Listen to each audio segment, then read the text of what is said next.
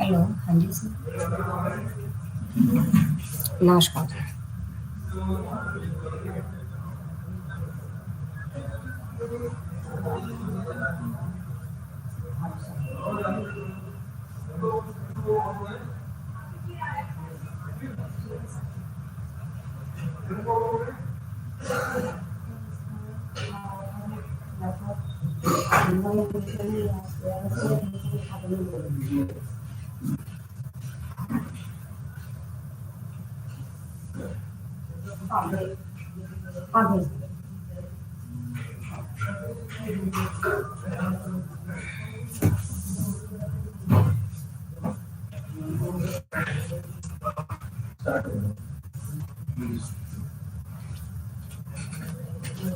Hello students, welcome to my live teaching learning session of MMPC 16 International Business Management. In previous session, we have discussed about what is the meaning of international trade and how international business can be managed so that we can gain so many benefits from doing international trade. You know that at present, all the economies are open economies and all economies have relationship with rest of the world. At present, all the economies are engaged in international trade and doing exports and imports. So in present world or at present scenario, international business, how to manage this, it's a very big deal. And you know that there are different types of strategies which international business entrepreneurs follow to gain maximum benefit from the businesses. So in today's session, we will discuss about global business strategy.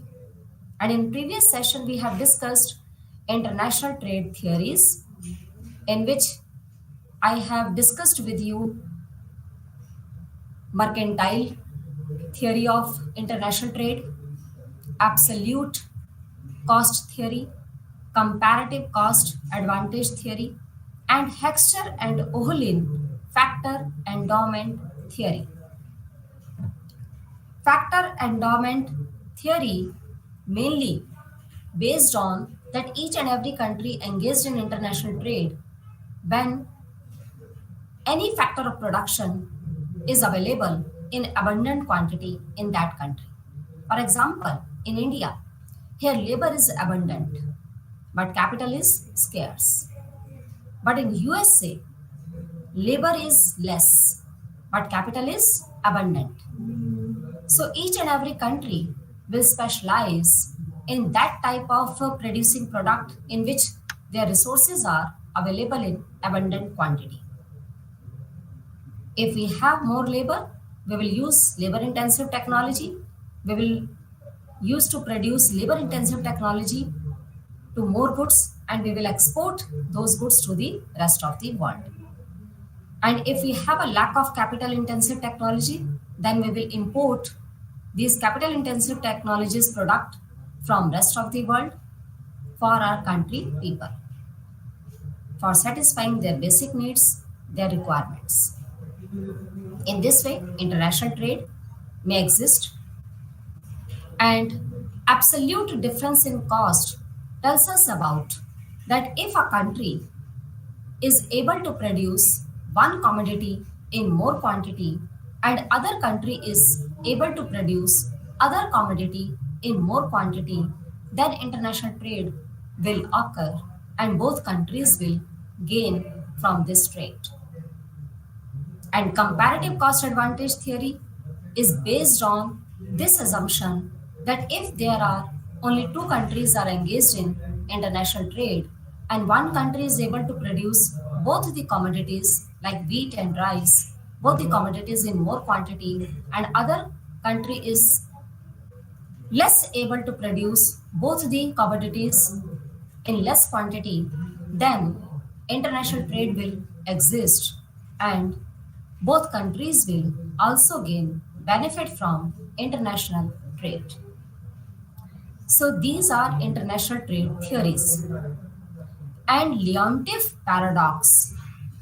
Leontief paradox tells us about that we know that if a country is able to produce more goods and services by using labor intensive technology. For example, in India, labor is abundant. So we assume that India will produce more labor intensive product and export these products to the rest of the world and buy capital intensive product from the rest of the world. But Leontief paradox tells us about this thing that situation is reverse. We know that America is able to produce more goods and services by using capital intensive technology because they have more capital but less labor. But if USA will produce more labor intensive product and export it to India and import more capital intensive product from India, that is called Leontief paradox. It's a paradox. It means if we are going reverse the situation, that is called paradox. And Leontief tells us that we assume that generally, if a country is able to produce more capital intensive technologies product, then export these products to the other country. But situation is reverse according to Leontief. If a country is able to produce more labor intensive product, then country will export more capital intensive product rather than labor intensive product. That is called Leontief paradox, which we have discussed in previous session.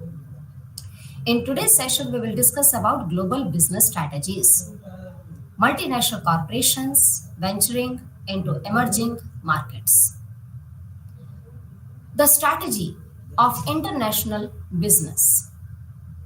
What type of strategy all the firms and business enterprises follow to earn maximum profit? We know that each and every producer want to gain maximum profit.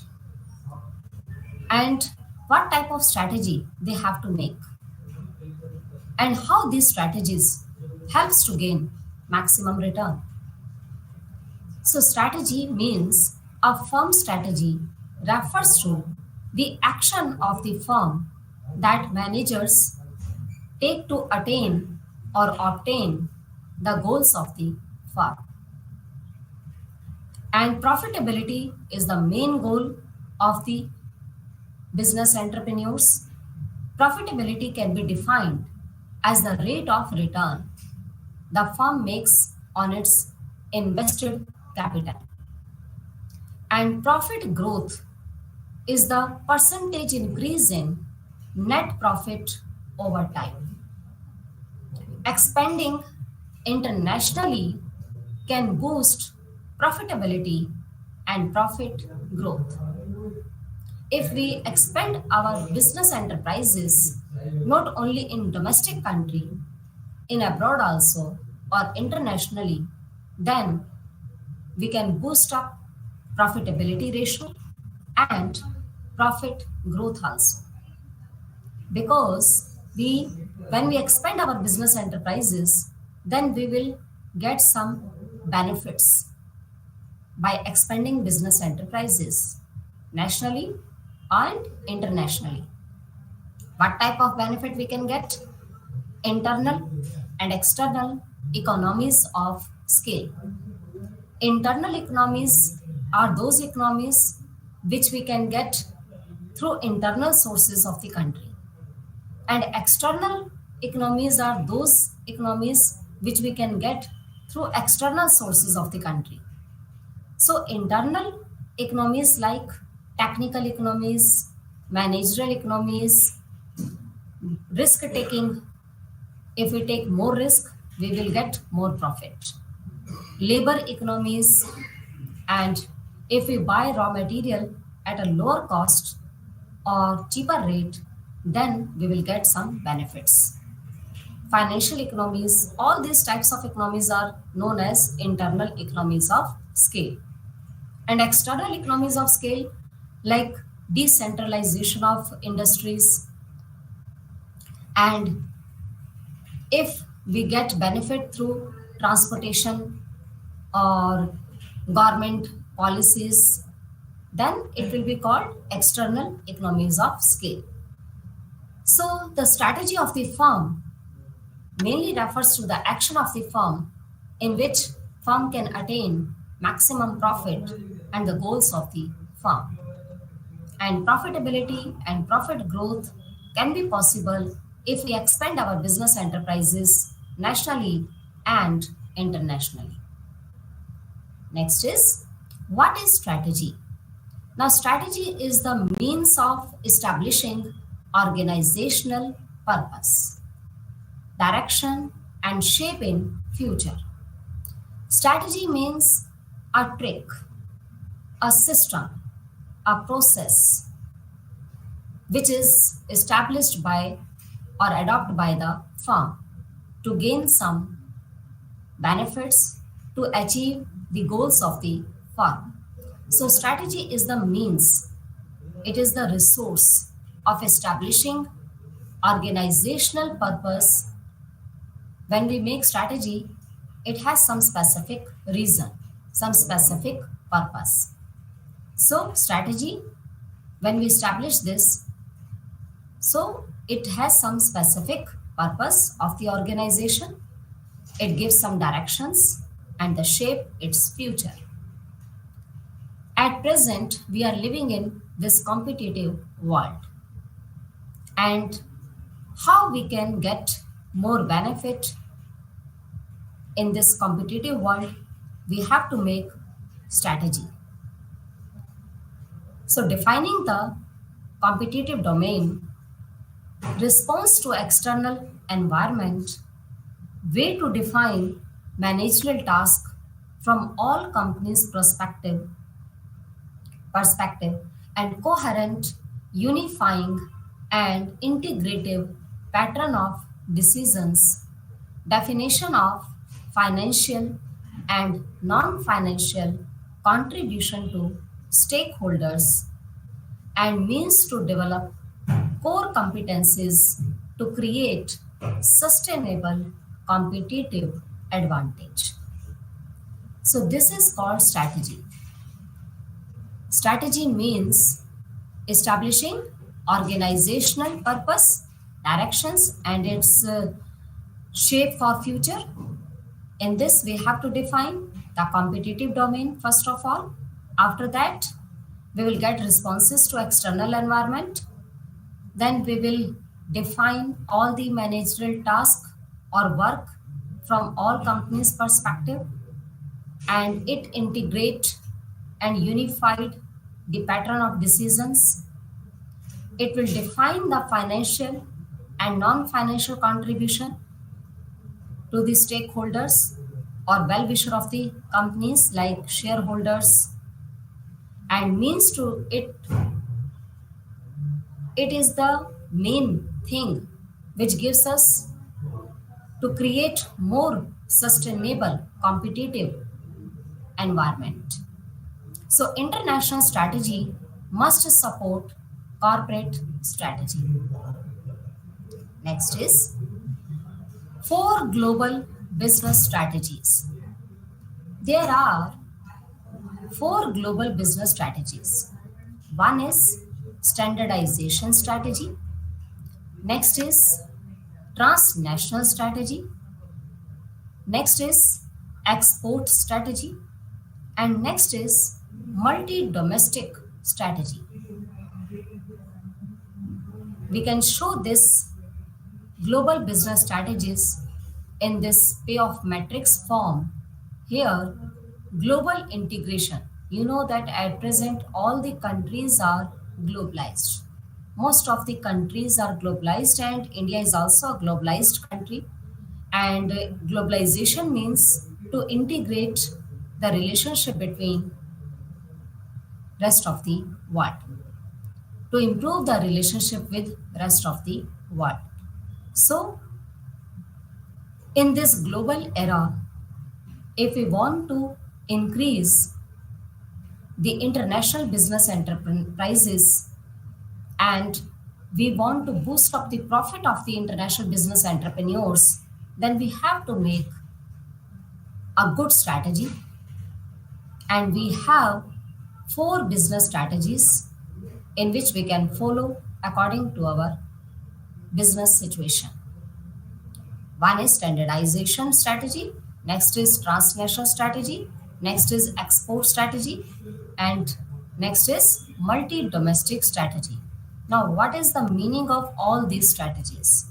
We will define this all these strategies. Like first is international business strategy. International business strategy guides us the operation of a business in international market. There are four business strategies. One is international business strategy. International business strategy mainly focuses on exports and imports, and usually have their headquarters in home country. General challenges faced in this are managing global logistic, adhering to foreign regulations, setting up overseas offices, and more. Its examples are like wine producers from France and Italy. If we can produce more goods, then we can export these goods to the rest of the world. And if we have a scarcity of any type of goods and services, we can buy or we can import from rest of the world.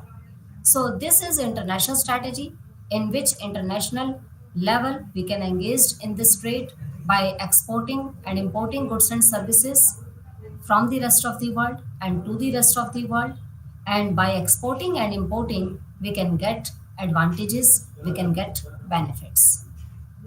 Next is multi domestic strategy.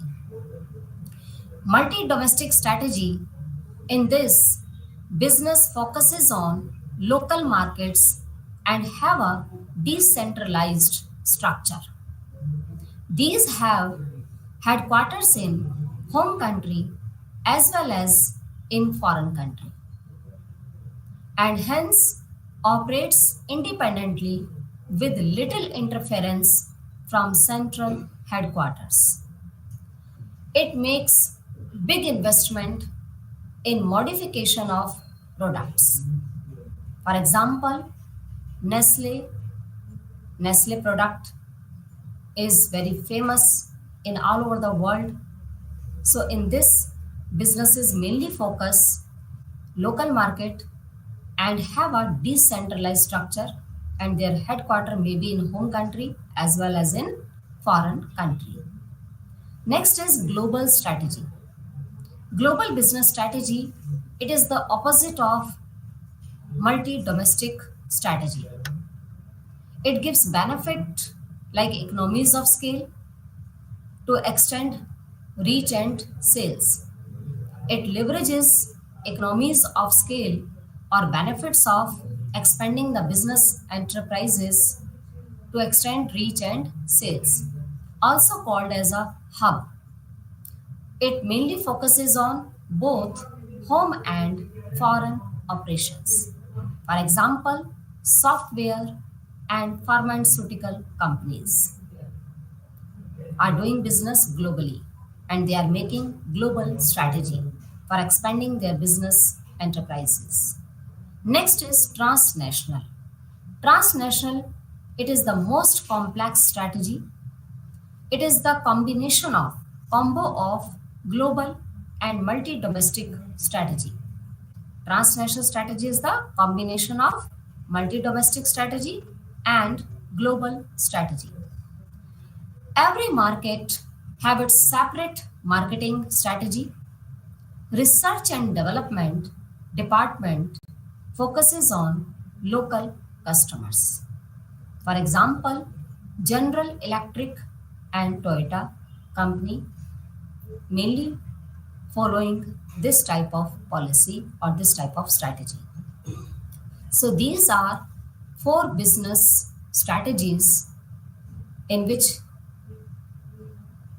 transnational is the combination of multi-domestic and global strategy. Global strategy is the reverse situation of multi-domestic strategy. Multi-domestic strategy is the vast strategy than international strategy. And international strategy mainly focuses on exports and imports, and its mainly headquarter exists in home country. Next is the strategy of international businesses.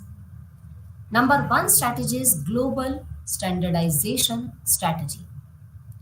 A global standardization strategy mainly focuses on increasing profitability and profit growth by reaping the cost reductions that come from economies of scale, learning effects, and location economies. The strategic goal is to pursue a low cost strategy on a global scale. This strategy makes sense when there are strong pressure for cost reduction and demand for local responsiveness are minimal. So this is global standardization strategy in which we mainly focuses on profitability, how we can achieve more profit, how we can increase our profit growth, and how we can reduce the cost of the production, and how we can get more economies of scale.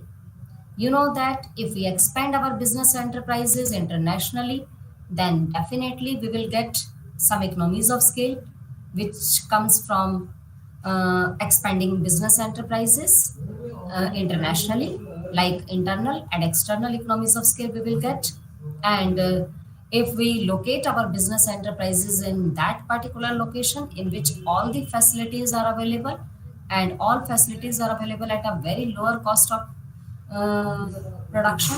So when cost of production will be minimum, then profit definitely will be maximum, and we will get more profit, and profitability of the business enterprises will rise. So this strategic mainly goals to pursue low cost strategy at a on a global scale. And this strategy makes sense when there are strong pressure for cost reduction and demand for local responsiveness are minimal. Next is international strategy. International strategy leverage a company's core competencies into foreign market. Leverage means benefit. Company can take benefit from core competencies into foreign market, and critical element of the value chain are centralized at headquarter. You know that in international strategy, main headquarter exists in their home country. And this strategy works well when the firm has more core competencies that rival firms. If rival firms there is a lack of their competencies, then other firm can get benefit from this lack of their foreign rival or foreign companies competencies. So the strategy works well when the firm has core competencies that foreign rivals lack. Next is there is a low pressure for global integration.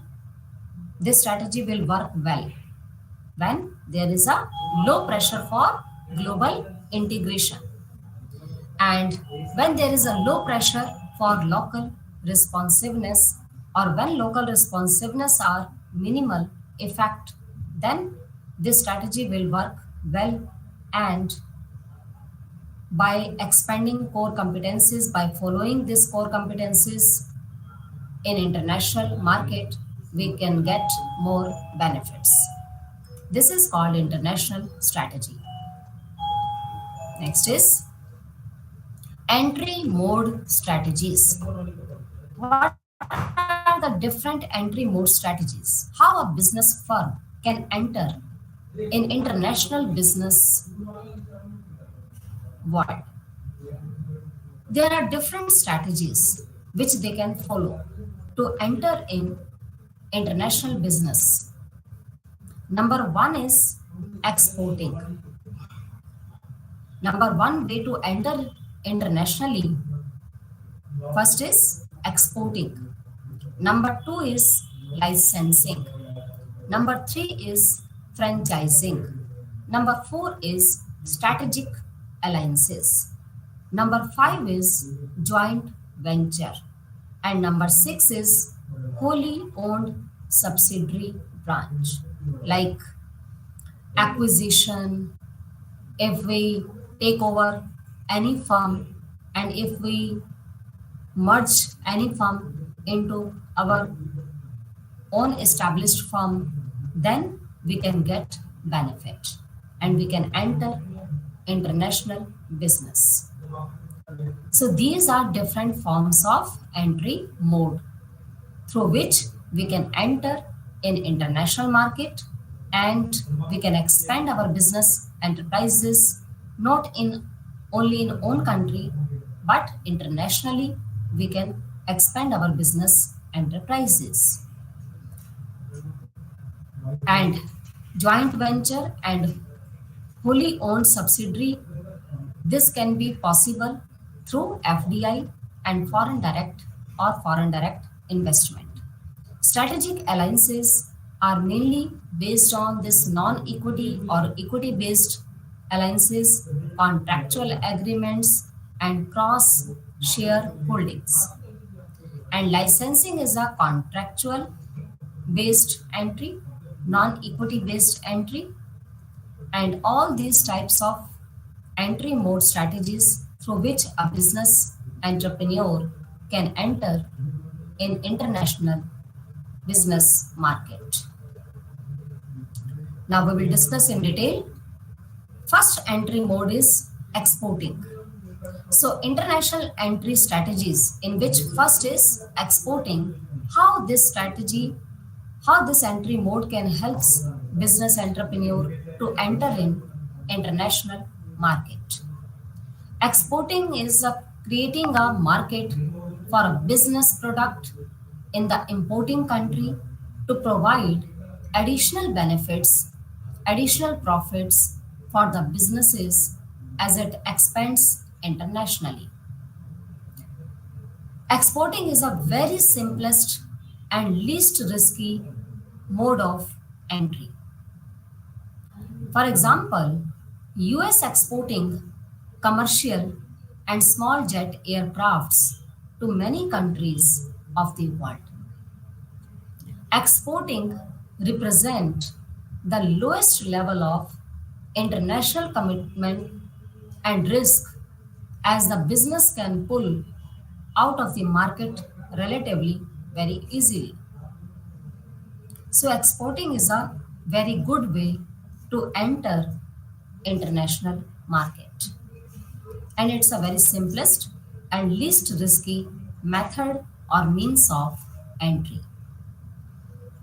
In this system, in this exporting strategy, we can enter in any country for expanding our business enterprises if we create a market for our businesses product in the importing country to provide additional benefits, additional profit for the businesses as it expands internationally. So this is the first way of entry mode through which we can enter in international business market. Next is acquisition strategy. This acquisition strategy means, acquisition means takeover. Acquisition means that the two words mainly use simultaneously, like merger and acquisition. Merger means if we merge some companies into one and form a one big company, that is called merger. And acquisition means if we take over any company and merge it in our own company, that is called acquisition. Acquisition gives some benefits to the existing firm or company. It obtains control over the acquired firm, such as factories and brand names. It integrates the management of the firm into its overall international strategy. And its main disadvantages is that it assumes all the liabilities such as financial and managerial, all the liabilities we have to face.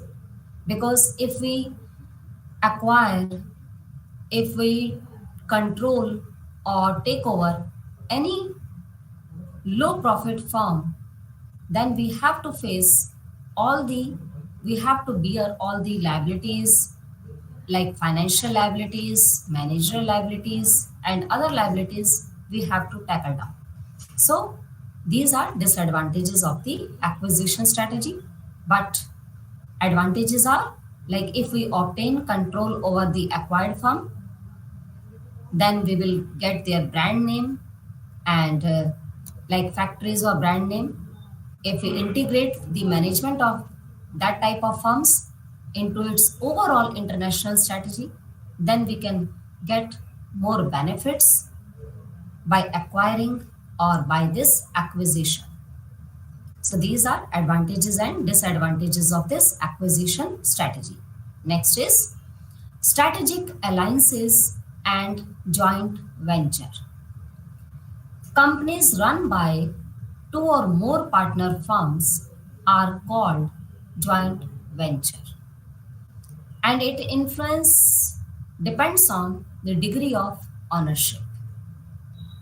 You know that if only a single producer produces all the goods and services, we can say that that type of market is called monopoly market, in which only single seller exists, and sole proprietorship is that market in which only single person use fully control, fully manage. Only if any company is fully controlled, managed, and capitalized by only a single business entrepreneur, that is called sole proprietorship.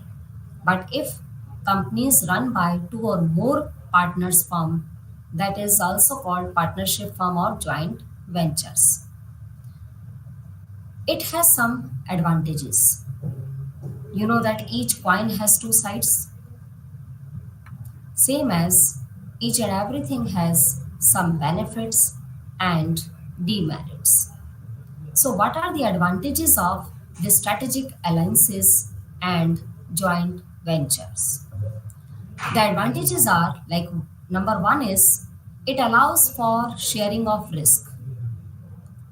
We can share, we can diversify risk with the help of this joint venture. It allows for sharing of risk, both financial and political. It provides opportunity to learn new environment. It provides good opportunity to build on local know-how, and it gives greater acceptance by local authorities. And joint venture, you know that if two or more firms work together and if they become partner, and from this joint venture it finds greater acceptance by local authorities. It provides opportunity to achieve synergy by combining strength of the partners, and it may be the only way to enter into the market and given barriers for the others. These are the advantages of joint venture or strategic alliances. But what are the disadvantages of the strategic alliances? Number one is it requires more investment than a licensing agreement. If you are engaged in this joint venture system, then you require more investment rather than a licensing agreement. Next is must share rewards as well as risk. It gives some benefits. We can share some rewards, but we have to share risk also. Not only we will share rewards or benefit if two or more companies become partner of that firm, then they will share rewards as well as risk. It requires strong coordination and potential for conflict. Maybe sometime conflict may exist because when two or more partner firm are working together and they are becoming in this they are engaged in this joint venture system, then may be possible that conflict may be exist among partners, and partners may become a competitor also. So these are the disadvantages of the strategic alliance and joint venture. Next is foreign direct investment. Through this, we can enter in this global market world. What is the meaning of this foreign direct investment? It is the very best way to enter in international market. FDI. Through FDI, most of the companies are coming in our country, which is known as multinational corporations. FDI means that foreign countries company can enter in any developing country or underdeveloped countries for starting their business enterprises. They will bring their own capital, they will bring their own technologies, and to set up their plant in host country, and they can get more benefit by investing their money and technologies and provide employment opportunities to the host country people. Foreign direct investment is the very good way at present for entering in international market. What are the methods for FDI? Building new facilities like the greenfield strategy, it is also known as. In this, companies participate in a joint venture system and buying existing assets in a foreign country. Acquisition strategy they can follow. And in this FDI, multinational corporations invest billions of dollars in host country and bring their own capital. They form oligopolistic market structure in which only few sellers exist. Oligopolistic structure is that structure in which only few sellers exist and they are mutually interdependent on each other, and they mutually set the quantity of the product and mutually decide the price of the product so that they can get more benefit through cooperation. The advantages of foreign direct investment or multinational corporations are: number one is high profit potential.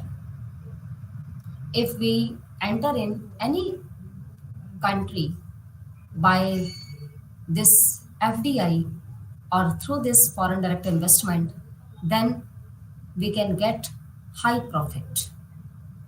It has high profit potential or capacity.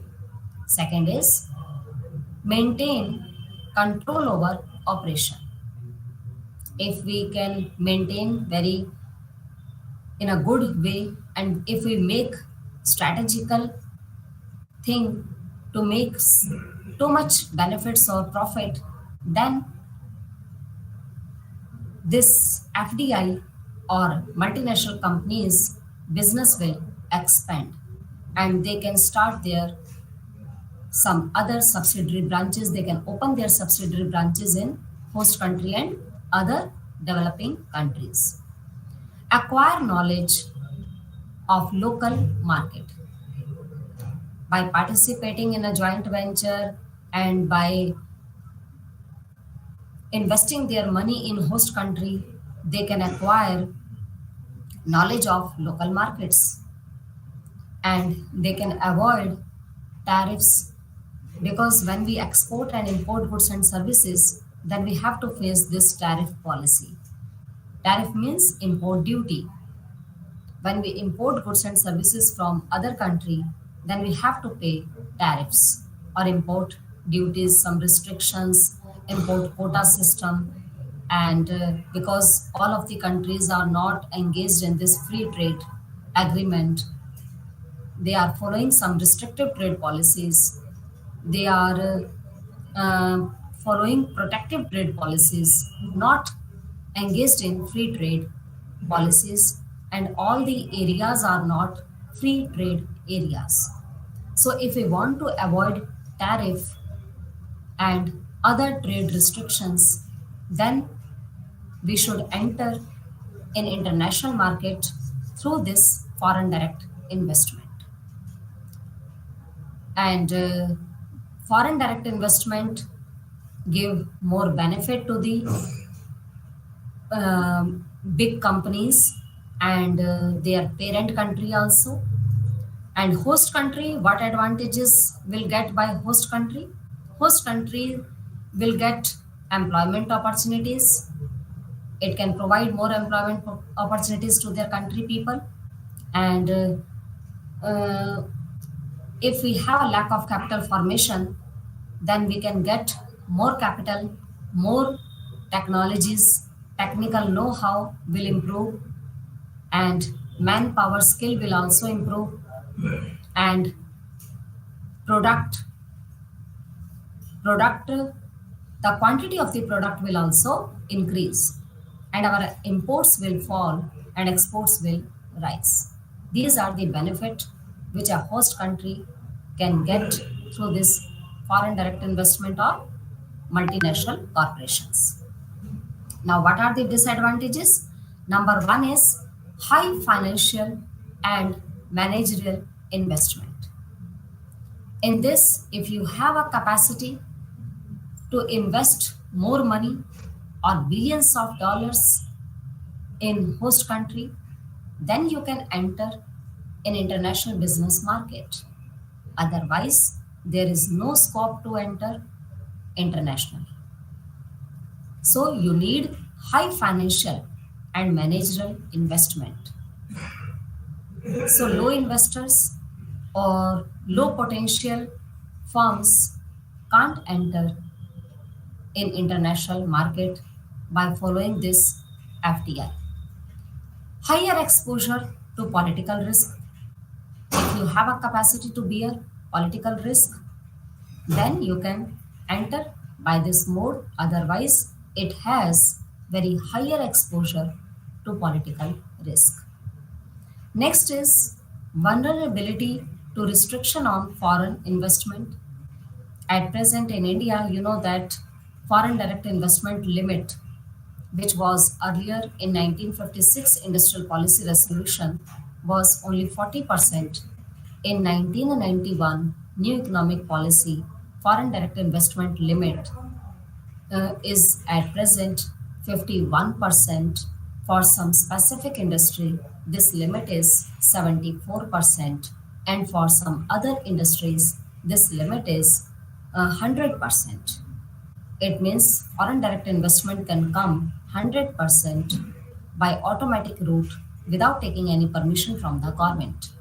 So at present, India is following liberalization policy, privatization policy, and globalization policy. And when we adopt this policy in 1991, we have uh, abolished all the restrictions on trade, and we are following this free trade policy, and for some specific uh, sector following protective trade policy for protecting our domestic industries through from competition. We are following protective trade policy also. So if we follow this foreign direct investment for the entry mode, then vulnerability to restriction on foreign investment, some countries may impose some restrictions of foreign direct investment. But in India, India is following liberalization policy, and India is opening up the economy for rest of the world. And at present, foreign direct investment and foreign investors are very interested to invest their money in India because India has a larger opportunity. India uh, is providing great opportunities, providing more facilities for the business, international business entrepreneurs, and greater managerial complexity also exist in this foreign direct investment mode. So this is the entry mode of foreign direct investment in which some advantages and disadvantages also exist. And it's a very good way at present to enter in international business market. Next is organization of international business. Organizational architecture or organization structure refers to the totality of a firm's organization, including formal organization, structural organization, control system, and incentive, processes, organizational culture, and people. Organization is divided in different forms like organization structure may be formal, may be informal.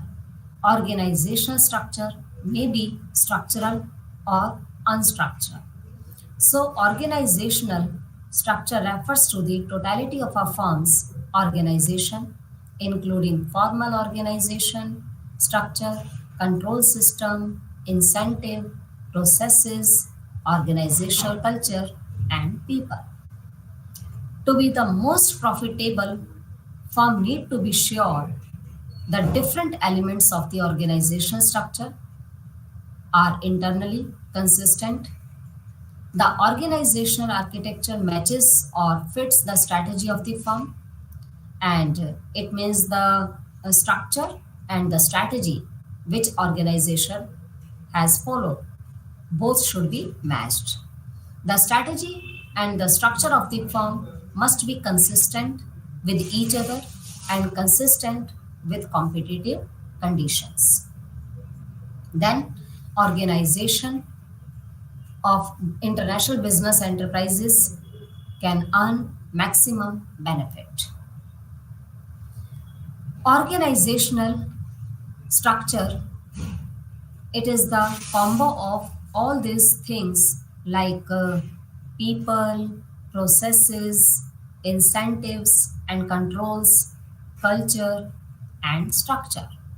So the totality of firm's organization, which include organization structure, which determined by the formal division into subunits, the location of decision making, and the coordination of activities of subunits. Control system play very important role.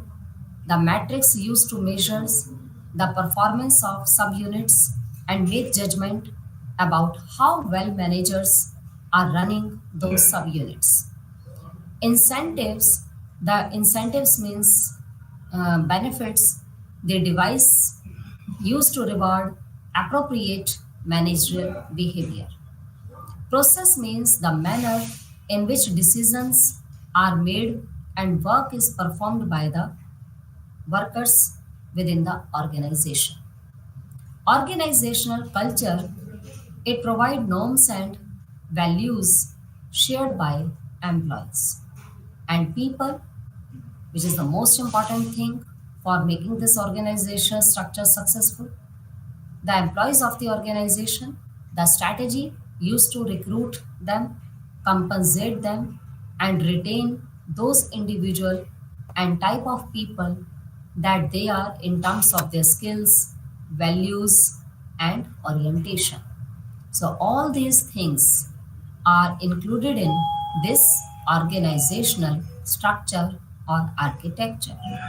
Next is strategic alliances. Strategic alliances means cooperative agreement between potential or actual competitors. Strategic means a well planned strategy which a firm can use to earn more profit and to increase the growth of the profit. And alliances means the cooperative agreement when two or more firms work together, then it is called alliances. So strategic alliances means cooperative agreement between potential or actual competitors. It has so many benefits, advantages like it facilitates entry into the market. By this strategic alliances, we can enter into the market and we can share fixed cost and bring together skills and asset that neither company has or can develop. Through this strategic alliances, we can bring all the skills and asset which individual business entrepreneur maybe can't use it individually, but if we use this strategic alliance, then we can bring together skills and assets that neither company has or can develop. Established industry, technology standards, these are the advantages of strategic alliances. And what are the disadvantages of strategic alliances? Competitors get low cost route to technology and market. Maybe some competitors get low cost route and they can get benefit from the research and development in technologies and market. So if some companies work together or their cooperative agreements, sometimes cooperative behavior may reduce their profit and competitor can get more benefit by entering this competition world. So this is the main only one disadvantages of this strategic alliance, otherwise it has so many advantages. Next is strategic alliances, a primary type of cooperative strategy in which firm combines some of their resources and capabilities to create a mutual competitive advantage.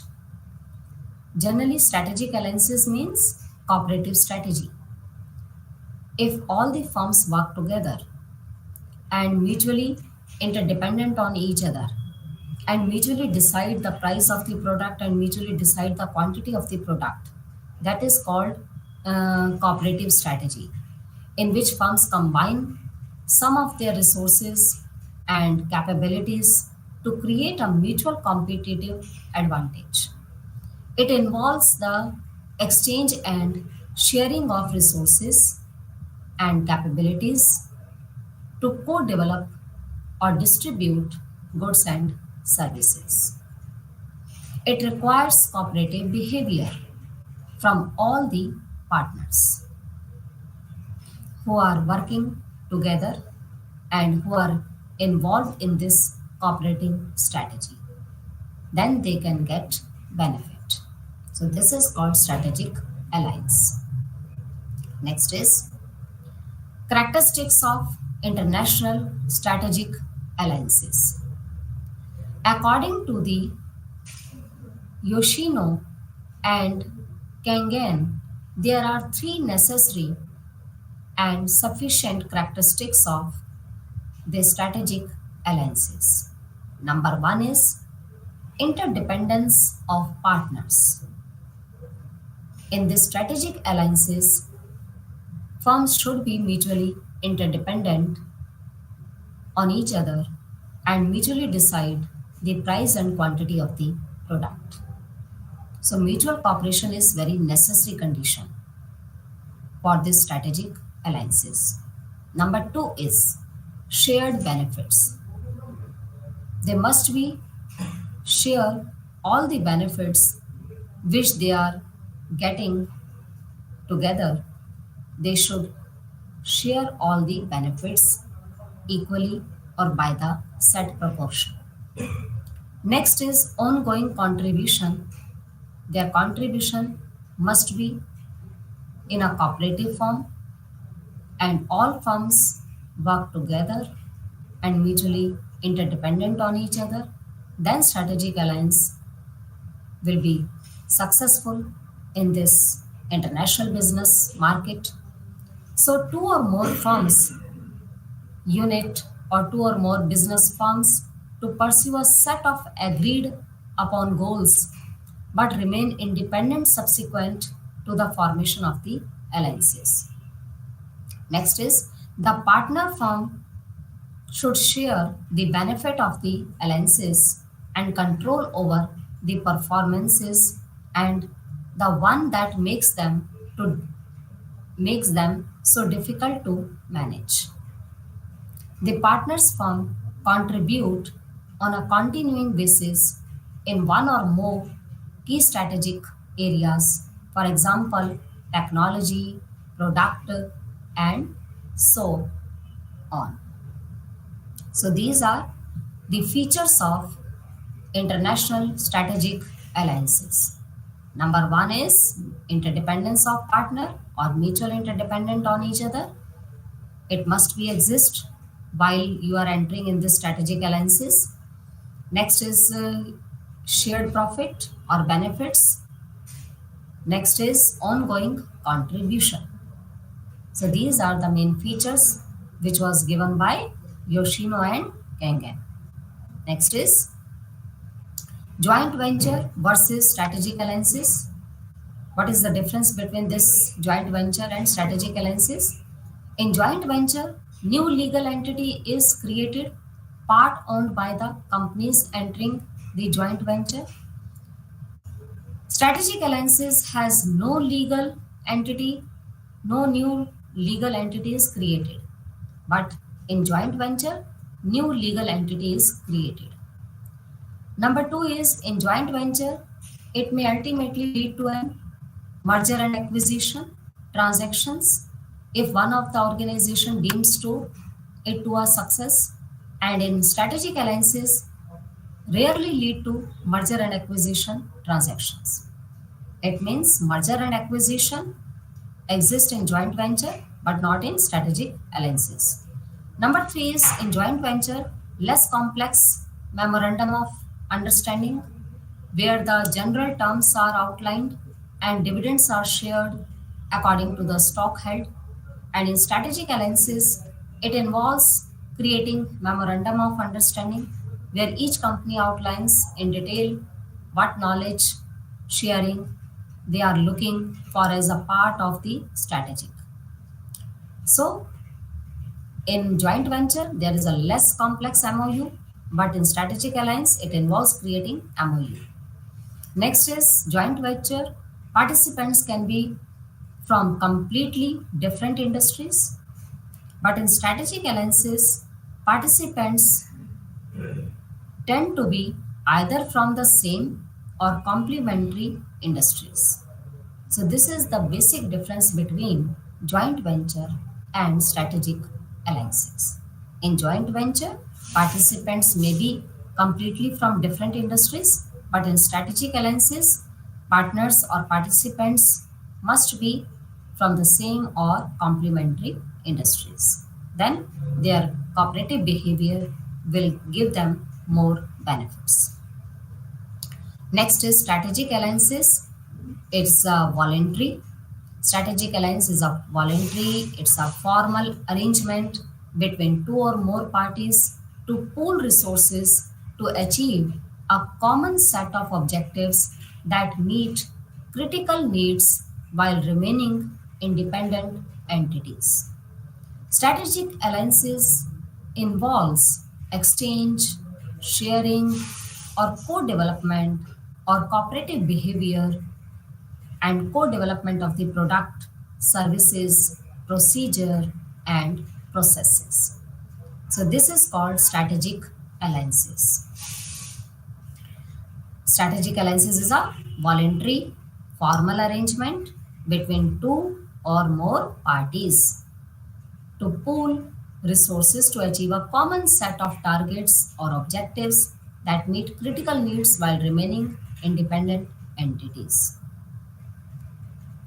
Strategic international alliances establish relationship between two or more companies to achieve same goal with mutual benefit. And why seek these strategic international alliances?